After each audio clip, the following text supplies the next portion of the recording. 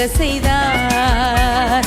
ஈசாக்குக்கு மறுவாழ்வளித்து பலுகி பெருக செய்தார். அப்புறம் போகிறவர் போல காணப்பட்டாலும் மேசு உன் மீது நோக்கமாயுள்ளார். உன் நினைவெல்லாம் அவர் அறிவார். ஓஹோ, உன் மீது நோக்கமாயுள்ளார்.